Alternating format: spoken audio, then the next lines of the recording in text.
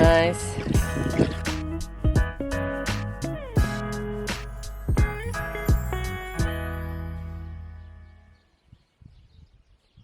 Last week we moved our tunnel to some higher and drier grounds after our neighbor had leveled the land for us, and then we moved on to some heavy lifting.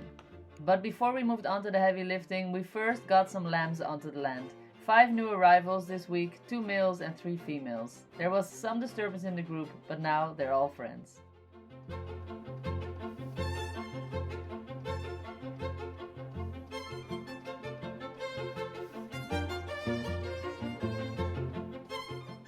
The first thing we did was install the 3 new permanent no-dig beds in our polytunnel. The carton functions as a weed suppressor and the frame is built in order to speed up our workflow.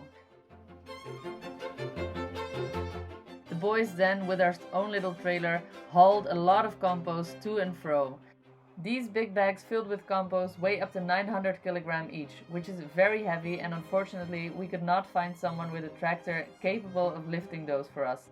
And since we are racing against the clock of the season, we decided to just start transporting it with our own trailer until the bags were half empty, meaning that then the neighbor could lift the other halves. The whole project was a great team effort as we had 2 of our friends come and help.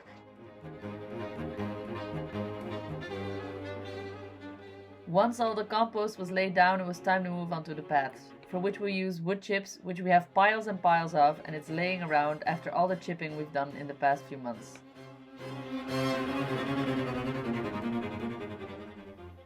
Again, with our trusted trailer, we transported the wood chips down to the tunnel where we by hand filled up all the pathways. Once the paths were filled, we had a small victory moment to celebrate that the tunnel was now done.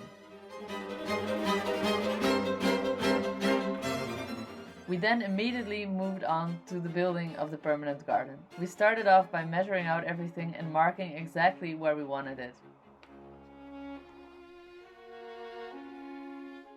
And the whole process then started again from scratch.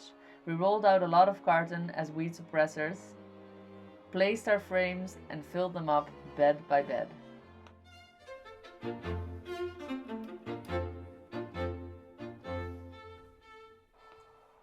Our little trailer went on more than 20 rides up and down from the compost to the garden, until finally our dog even got tired from just watching.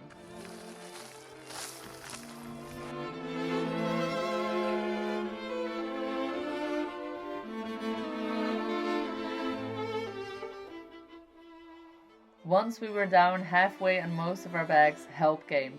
Our neighbor came and with his tractor he helped us to move the rest of the big bags to the location, making it much easier to fill up all the beds.